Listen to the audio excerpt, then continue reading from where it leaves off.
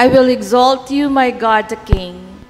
I will praise your name forever and ever. Every day I will praise you and extol your name forever. Great is the Lord and most worthy of praise. His greatness no one can fathom. One generation commends your works to the other. They tell of your mighty acts. They speak of the glorious splendor of your majesty. And I will meditate on your wonderful works. They tell of the power of your awesome works, and I will proclaim your great deeds. Shall we pray? Our dear Heavenly Father, we're so grateful, Lord, because you brought us here together to worship you in spirit and in truth. May we feel your presence as we honor you, as we give you praise, and as we thank you, Lord, for gathering us here so that we could all join hands together in honoring you, in listening to your words through our pastor, to listen to your music through our choir. And we pray, Lord, that we will bless other people as we show how much you are worthy to be praised and to be worshipped. Thank you for the presence of each and every one of us tonight. And we pray, Lord, that you will bring more people who will join us in worshiping you and in praising you. Lead them here safely and guide them here. We pray, Lord, for the blessing of your Holy Spirit so that we can feel you, we can experience you, and we can honor you today. Thank you for this blessed, wonderful evening. In Jesus' wonderful name, amen. Amen. Amen. Palakpakan po natin ang ating Panginoon. Sabihin po natin sa katabi natin, halika at tayo ay sumamba. Halika at tayo ay Atin pong isang tabi ang ating mga iniisip, ibigay natin yung 100% na pagsamba na nararapat sa ating Panginoon. At sana matagpuan niya yung hinahanap niya sa bawat sumasamba. Amen po? Amen. May hinahanap, may inaasahan si Lord sa bawat pagtungo natin sa kanyang templo. Yan. Tanong po natin sa katabi natin, namimit niya ba yung inaasahan niya? Wag na po nating pasagutin. At limi-limiin na lang po natin sa ating sarili. Kung hindi, sikapin po natin hindi lamang ngayon, kundi sa bawat pagsamba natin, ma-meet ni Lord yung inaasahan niya sa atin. Amen? Kasi maaaring nandyan po tayo, pero hindi pala 100% yung ating attention, yung ating pagsamba sa ating Diyos. Atin pong awitin, "O come all ye faithful."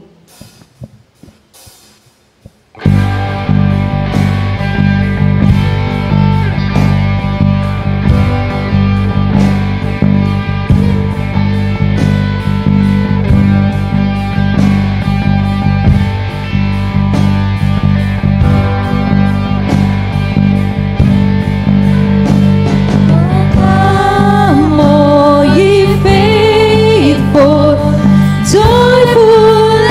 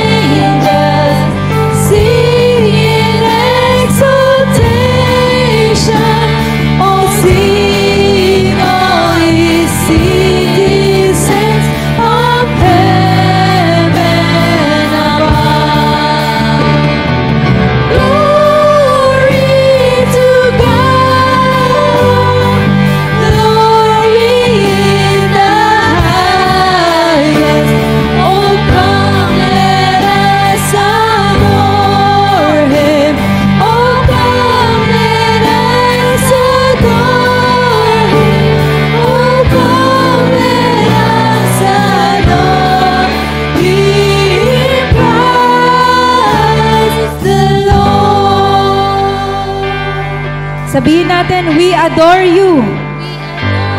Isa pa po, we adore you, Lord.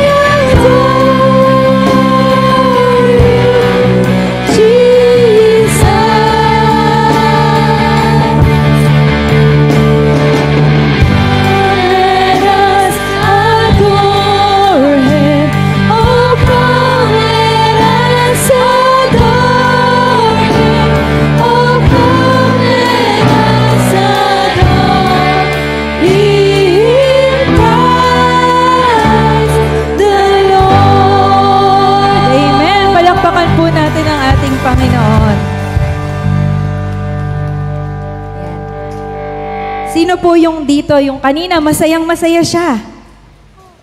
Ayan. Sino naman po yung malungkot kanina? Ayan. Ang tao po, paiba-iba. Paiba-iba tayo ng nararamdaman. Amen? Ngayon, masaya ka, yung pangako mo ay talaga namang, lalo na sa pag na-overwhelm po tayo ng joy, talagang lahat pinapangako natin. Kaya lang, ang problema na yung pagtupad. Ano po? Pero ang ating Diyos, constant. Siya ay nananatili, hindi nagbabago. Amen po? Amen. Ano man ang mangyari, hindi nagbabago ang pag-ibig ng Diyos. Hindi tayo nito binibitawan. Kahit na tayo pa yung nagpupumiglas. Amen po? Amen. Atin pong awitin ang One Thing Remains.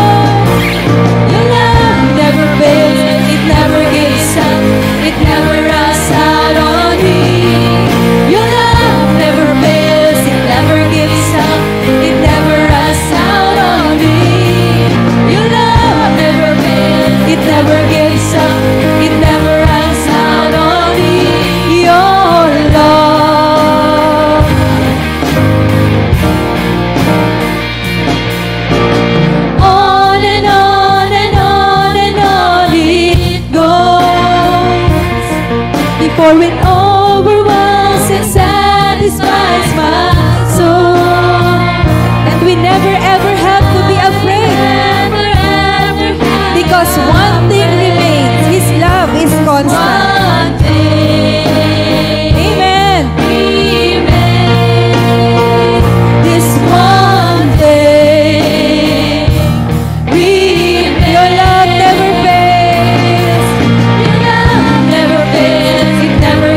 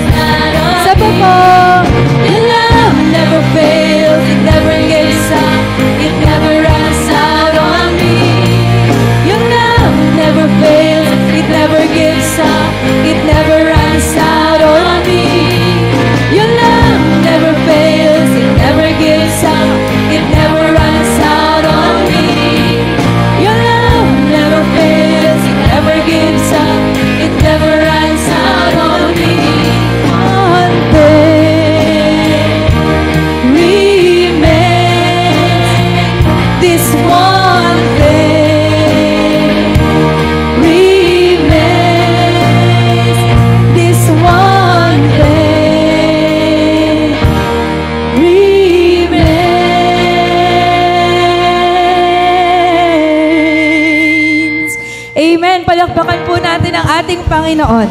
Walang makapaghihiwalay sa atin sa pag-ibig ng Diyos. Amen po.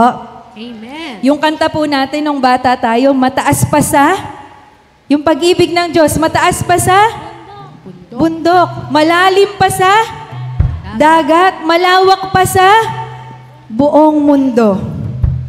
Ganoon kadakila ang pag-ibig ng Diyos sa atin. At yun ang mensahe ng kanyang pagdatal. Amen po. Ang tao ay nagkasala, subalit inabot pa rin ng Panginoon. Isipin nga po natin ano po yung nakaraan natin. Kung paano tayong niyakap ng Panginoon. Kung paano niya tayong iniahon sa lahat ng iyon, ng ating mga kahinaan, ng ating mga pinagdaanan. Atin pong awitan ang ating Panginoon at i-declare ang greatness niya sa ating buhay.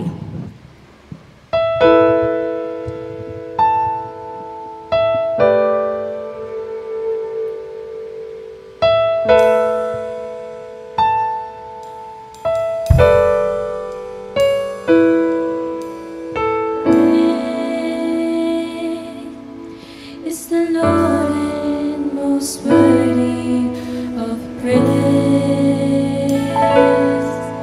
The city of our God, the holy place. The joy of the whole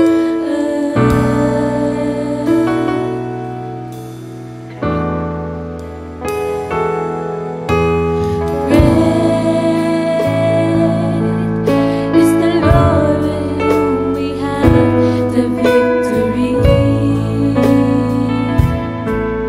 He hates us against the enemy.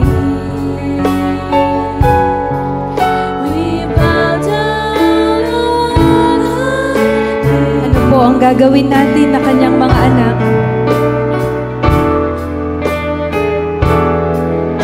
And Lord, we want to lift your name on high. And Lord, we want to thank you for the work you've done in our lives. And Lord, we trust in your unfailing love. For you alone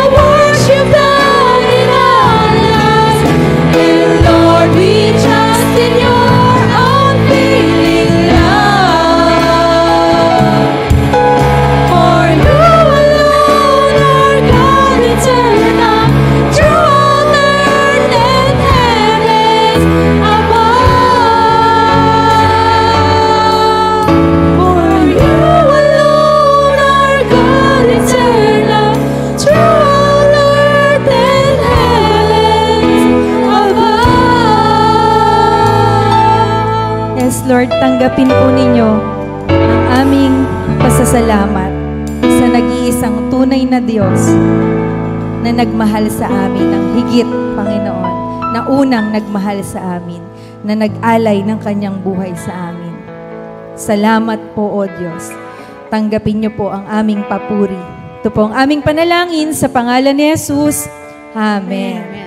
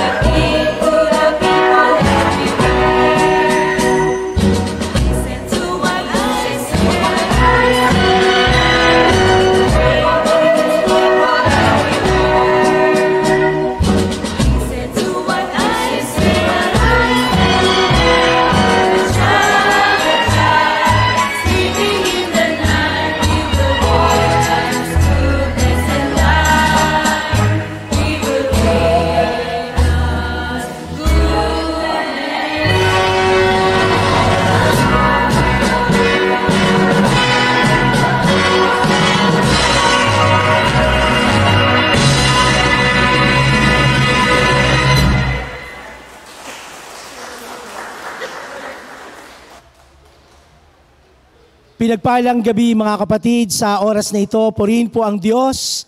Salamat sa kanyang kabutihan, sa kanyang katapatan. Welcome po sa ating midweek online worship. Merry Christmas po and Happy New Year. Salamat po kung saan man po kayo naroon ngayon, ay patuloy po natin sambahin ng Panginoon sa Espiritu at katotohanan. Ngayon po, ang ating lahat ng mga kabataan nasa Christmas Institute. Sila po ay patuloy na nag-aaral, patuloy na inuhubog ng Panginoon sa pamamagitan po ng ating gawain na ito. Sa gabing ito, mga kapatid, samahan niyo po ako na ating basahin ang salita ng Diyos sa gabing ito na magmumula sa 1, Kabanatang 1, talatang 6 hanggang 9. Ito po ang sinasabi, ang salita ng Diyos. Sinugo ng Diyos ang isang tao na nangangalang Juan, na parito siya upang magpatotoo tungkol sa ilaw at upang ang lahat ay sumampalataya sa pamamagitan niya. Hindi siya ang ilaw, subalit naparito siya upang magpatotoo tungkol sa ilaw. Ito ang tunay na ilaw. Dumarating ito sa sanlibutan upang magbigay liwanag sa lahat ng tao. Pinagpala po tayo mga kapatid sa ating pagbasa ng banal na salita sa gabing ito. Tayo po ay manalangin, samahan niyo po ako manalangin upang ating dalhin ang mensahe ng Diyos sa inyong mga tahanan at sa pagkakataong ito, maranasan po natin ang pagpapala ng Diyos. Aming Panginoon, maraming salamat po sa isang katotohanan na kung saan, Lord, nararanasan namin ang iyong pangunguna, nararanasan namin ang iyong gabay, ang iyong ilaw sa aming mga buhay. Patnubayan, pangunahan niyo po kami ng iyong banal na Espiritu at kayo, Panginoon, ang patuloy namin malubulhati at maitaas sa gabing ito. Ito po ang aming panalangin sa ngalan ni Jesus. Amen. Amen. Muli mga kapatid, pinagpalang gabi po sa bawat sa atin, kung saan man po kayo naroon ngayon, kasama ng ating mga kapatid sa Magallanes Mission na nag-worship sa gabing ito. Purihin po ang Diyos. At kung nasaan po kayo, Daco, Luzon, Visayas, Mindanao, might as well, pwede niyo pong ilagay sa ating chat box kung saan po kayo naroon na sumasamba upang ating pong papurihan ng Diyos sa gabing ito. Amen. Sa ating binasa sa 1, Kabanatang 1, talatang 6 hanggang 9, our topic for this evening is, show your light to the world. Dito makikita po natin, mga kapatid, si Juan Bautista ay sinugo ng Diyos bago dumating ang ating Panginoong Hesus. Ang ministeryo ni Juan ay napakahalaga, mga kapatid, upang maihanda ang mga tao sa pagdating ng tagapagligtas. Si Juan ay isang may mahalagang turo. At dito, mga kapatid, makikita po natin, meron pong 3 elemento ang hindi po maaaring paghiwalayin sa ministry po at pinagkatiwala kay Juan. At dito, upang maihanda ng kanyang mga tagapakinig ang sarili sa pagdating na nag-iisang tagapagligtas, walang iba kundi ang ating Panginoong Hesus. Una, pagsisisi. Makikita po natin dito, mga kapatid, kung paano po naghayag ng katotohanan si Juan Bautista. Ito po ay nangangahulugan ng tunay na pagkilala sa pagkakasala at wagas na damdamin upang humingi ng kapatawaran ang mga tao ng panahon na iyon. Ito ay pagsisisi sa damdamin na pinapahayag ang salita po ng Diyos. Importante po, mga kapatid, nung panahon na iyon, pinapakita ni Juan Bautista yung mga tao doon na sila ay busy sa kanilang mga gawain o hindi nakikilala ang Diyos. Kaya dito, mga kapatid, pinahayag ni Juan Bautista sa lahat ng mga tao nung panahon na yon na pagsisihan nila ang kanilang kasalanan. Pangalawa, bukod doon, pagtalikod sa kasalanan. Hindi lang pagsisisi, kundi pagtalikod. Hindi maaaring magiging tulay ang pagsisisi ng walang pagtalikod sa kasalanan. Sapagkat makikita natin kung nais po ng totoong pagsisisi, hindi na po dapat gagawin pa rin yung pagkakasala. Kaya nung panahon na yun, mga kapatid, yung mga tao nung panahon talaga nakikinig. Nandoon yung kanilang atensyon sa sinasabi ni Juan upang ang mga taong ito ay patuloy na ihanda ang kanilang buhay at makita nila ang kanilang buhay na sila ay makasalanan. Maging sa ating panahon. Kaya dito, ang pagtalikod ay pagsisisi sa gawa. Pangatlo, ang kanyang elemento ng kanyang ministry ni John the Baptist sa pagkakataon yon ay pagbautismo. Ito ay isang ritual na tubig upang matatakan ang isang taong nagsisisi sa pamamagitan ng publikong pagpapahayag ng pagbabagong buhay.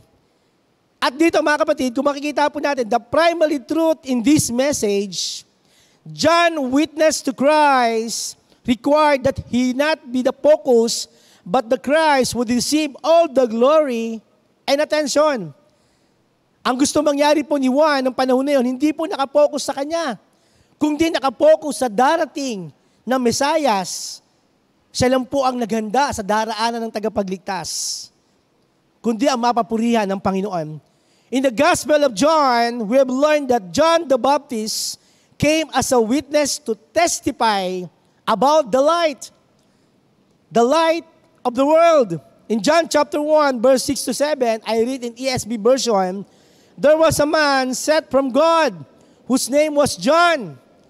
He came as a witness to bear witness about light, that all might believe through him. Kaya dito, mga anak ng Diyos, he came as a witness or to bear witness or to give testimony about Jesus Christ. To to aid in producing belief in those who hear. Dumating po siya upang maging testimony, mag-testify, mag-witness na meron pong liwanag na darating. And also, we realize that salvation only comes from God. And yet, we also see that John the Baptist also came from God. There was a man sent by God whose name was John. At dito mga kapatid, in John's witness to be the person of Jesus Christ is a vital part of Jesus' ministry. Through John's work of preparation, many will believe on the Lord Jesus, and John gave a testimony about Jesus Christ. Purihin po ang Panginoon. Kaya mga kapatid, nasanay tayo minsan, yung patotoo ay sa ating patotoo. Minsan po sa ating pagtayo, magmeron po tayo mga testimony time. Ang lagi pong patotoo ay nakasentro po sa atin. Sa ating paglago, sa ginagawa natin, at mga kwento natin sa ating buhay, na hindi halos maisip ang patotoo, dapat laging nakasentro sa ating Panginoon, hindi lang sa atin. Tayo lang po ang ginagamit ng Lord. At dito, dapat po laging nakasentro sa Panginoon. Yun po yung nais po ni John the Baptist o ni John, na kung saan ang ating Panginoon ang mas sentro, hindi po siya. Siya lang po ay ginamit ng panahon na yon upang ihanda ang mga taong makikinig. Si Juan Bautista, ang kanyang patotoo ay nakasentro sa ating buhay ng ating Panginoon, sa kanyang pagdatal sa mundo, tungkol lamang sa Kanya. Yun po yung maganda kay John. Yung glory, hindi po niya kinuha. Nais pong makita nung panahon na yun ni John sa mga tao, yung liwanag ang ating Panginoon, na sa kanilang patuloy na pagkilala, sa kanilang patuloy na ginagawa sa kanilang buhay, sila ay magsisi, sila ay patuloy na tumalikod sa kanilang kasalanan, sila ay patuloy na magpabautismo sa Panginoon. At dito mga kapatid, ang salita ng Diyos sa ating buhay, sa ating panahon, ay malalim na tumatagos ito sa ating mga puso habang ito ay ating pinagbubulayan sa tulong at gabay ng banal na Espiritu.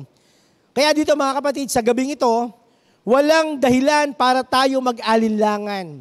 Malinaw na tayo ay isa sa mga piniling mensahero ng Diyos upang ibahagi sa mga tao ang tungkol sa liwanag. Mga kapatid, katulad po dati nung hindi pa tayo nakakakilala sa Panginoon, dumating ang liwanag sa atin sa pamamagitan ng ating Panginoong Hesus. Nung meron pong nag-share sa atin, yung meron pong nagpahayag sa atin, yung meron pong nagdala sa atin, nagpaalala sa atin na merong Panginoon na nagmamahal. At dahil doon, tayo pong lahat ay nagsisi sa ating mga kasalanan, tumalikod at nagpabautismo. Yun din po ang ating panalangin sa ating patuloy na paglilingkod. Matapos po natin celebrate yung Christmas, ito pong December 25, at ngayon po ay patuloy tayong umahayo upang ating bagong harapin ang bagong taon na darating, year 2024. Kaya dito mga kapatid, inuulit ko po, walang dahilan, walang pag-aalinlangan yung liwanag na ating narinig, nakita at naranasan mula sa ating Panginoong Hesus. Ito rin po ang paalala ni Juan Bautista nung panahon na yon sa lahat ng tao na nandoon. Pinaalala niya na kailangan patuloy na magsisi, tumalikod sa kasalanan, patuloy na magpabautismo. Kaya dito mga kapatid, sa lahat ng atin nakakarinig sa mensaheng ito, ang mensaheng ito ay maniwala sila na meron Diyos, maging sa kanilang panahon na yun, patuloy na umaakay tungo sa liwanag ng katotohanan. Maging sa atin. Sapagkat, mga kapatid, si Jesus ang ating liwanag, ang ating buhay. Tayo po ay mga mensahero ng liwanag upang dalin sa mga tao ang isang bagong buhay. Alam mo kapatid, nung naranasan mo ang pag-ibig ng Diyos sa iyong buhay, makikita po natin, ikaw ngayon ay torchbearer ng Panginoon. Ikaw ngayon ang magdadala ng liwanag sa iba. Sa pamamagitan po ng ating pagtanggap sa Panginoon, mula po nang tayo po ay sa kadiliman, naranasan po natin ang liwanag at ngayon po ay tayo ang gagamitin isang bagong liwanag ng ating Panginoon sa ating kapanahunan. Nagsisimula po ang bagong buhay sa pagpasok ng ating Panginoong Hesus sa buhay ng mga tao. Nagdala ng bagong buhay, kaya dalhin natin ang liwanag. Kaya dito mga anak ng Diyos, pag-isipan po natin, kung ang ating Panginoong Hesus, ang ating liwanag, paano tayo magiging liwanag sa ating bansa bilang mga Metodistang Kristiyano sa ating panahon? Pangalawang tanong, paano nating itatalaga ang ating sarili sa paggawa ng mabuti? Paano natin mapapanatili sa liwanag ang ating sarili sa gitna ng madilim na sistema ng ating buhay o ng ating kapaligiran o ng ating kinagagalawan? Kaya ang aking panalangin mga kapatid, nawa sa ating pagsunod sa gitna man ng napakamundong paligid o makamundong paligid, ang aking panalangin, patuloy tayong magliwanag, idala ang liwanag ng ating Panginoon. Hindi po tayo matakot ng gumawa ng mabuti at tayo po mismo ay manguna, maging kakaiba bilang isang Kristiyanong sumusunod sa ating Panginoong Hesus. Gawin nating tapat ang ating sarili. Lord, lagi mo akong turuan, lagi mo akong samahan, lagi mo akong pangunahan. Yun po yung lagi natin panalangin. Hindi po makita ang aming sarili, kundi makita, Panginoon, ang liwanag mo sa aming sarili upang kami naman po ay makapag-akay ng liwanag sa iba. Kaya dito mga kapatid, nawa, sakupin ng Diyos ang ating mga puso, ang ating mga isip, maghari ka sa aming buhay, Panginoon. Kaya sa aking pagkatapos, mga kapatid, ang aking panalangin, tayo bilang mga mananampalataya, patuloy tayo mamuhay sa liwanag para sa ating Panginoong Hesus. Magkaroon po tayo ng malalim na relasyon at ugnayan sa Panginoon. Patuloy natin ibahagi ang salita ng Diyos sa ibang tao. Patuloy na ipanalangin ang mga nananalangin na mayroong mga karamdaman at mga nangangailangan. Patuloy pahayag, sabihin, ang pagliligtas, ang pag-ibig, ang liwanag ng ating Panginoong Hesus. Alam niyo mga kapatid, ito po ang ating misyon. Ito po ang ministeryo na pinagkatiwala ng Diyos sa iyo at sa akin, sa ating lahat. Dalhin ang liwanag ng Diyos na nasa ating buhay. Dahil kailanman mararanasan ng iba ang isang bagong buhay na kasama ang Diyos. Isang bagong buhay kasama ang ating Panginoong Hesus, ang pinakadakilang karanasan sa mundong ito.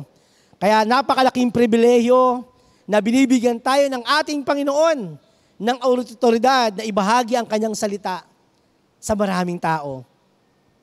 Huwag po tayo mag-atubili mga kapatid na gawin ang pinagagawa ng Diyos. Huwag natin tanggihan ang napakahalagang pagtawag ng Diyos sa atin. Dahil dito, hindi kailanman nawa tayo mag-alinlangan na makita tayo na pinili ng Diyos maging mensahero upang dali ng pag-asa at liwanag sa mundong ito. Mga kapatid, this is our last midweek online worship sa taong ito ng 2023.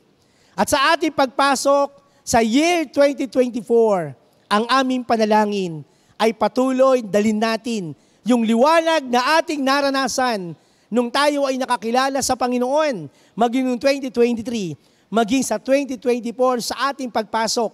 Dala-dala po natin ang ilaw ng Diyos sa bawat pagkakataon. Purihin po ang Diyos sa gabing ito.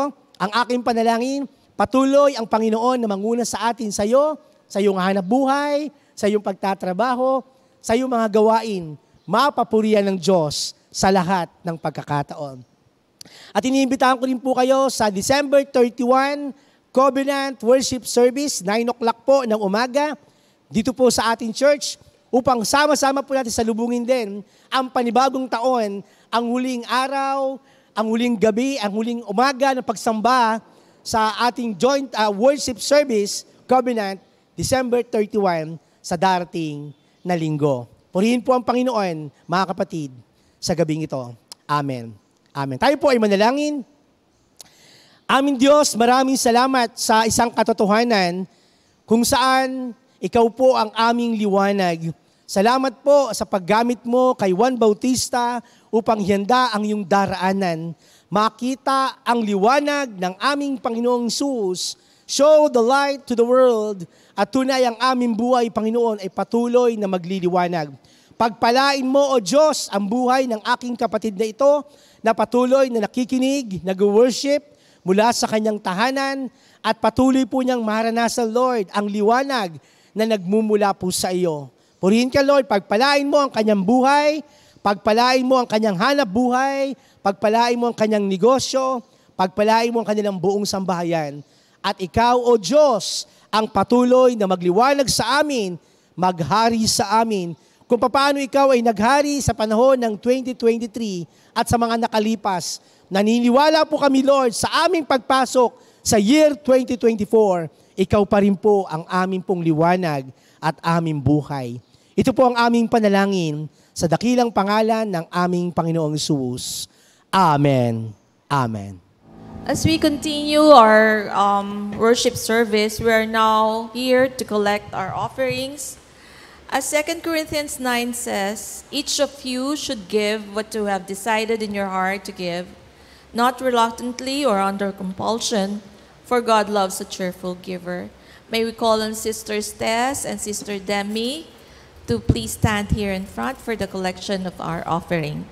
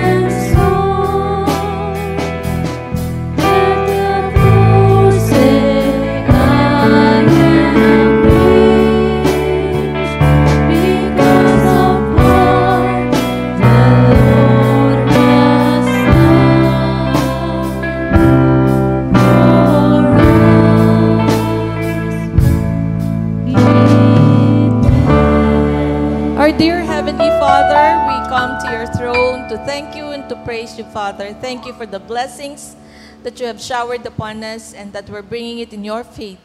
Thank you, Father, for your goodness, for your blessings, and for your love, that we could honor you and praise you and glorify you. We pray that this offering will be used by this church for the furtherance of your kingdom.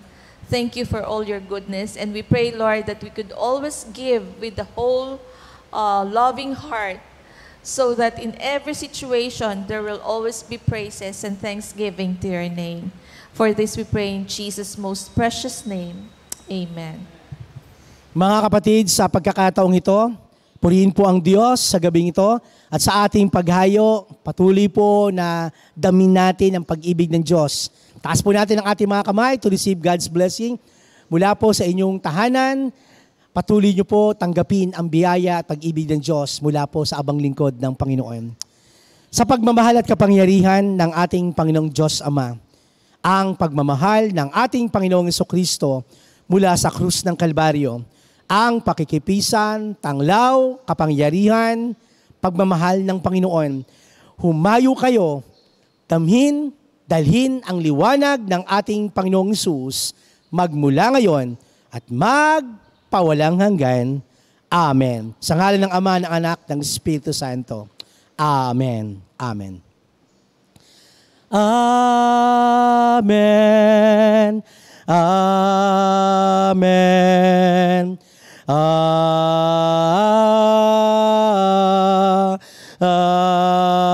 Amen. Purihin po ang Panginoon sa gabing ito. Salamat po sa Diyos sa inyo pong pagsama sa ating worship sa gabing ito. Amen. Amen. Palakpakan po natin ang ating Panginoon. Tayo po ay patuloy na umawit sa Kanya at atin pong batiin ang ating mga kapatid. Gamayan po natin ang ating mga kapatid.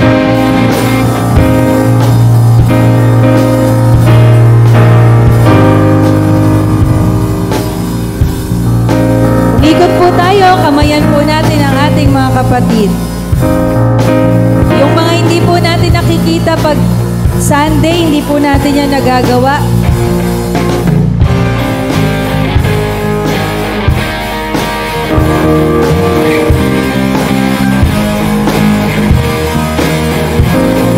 In death, in life, I'm confident and covered by the power of your great love. My death is paid. There's nothing that can separate my heart from your great love. Your love never fails, it never gives up, it never runs out on me. Your love never fails, it never gives up, it never runs out on me. Your love never fails, it never gives up, it never runs out on me. Your love never fails, it never gives up, it never runs out on me. Your love never fails, it never gives up, it never runs out on me. Your love never fails, it never gives up, it never runs out on me.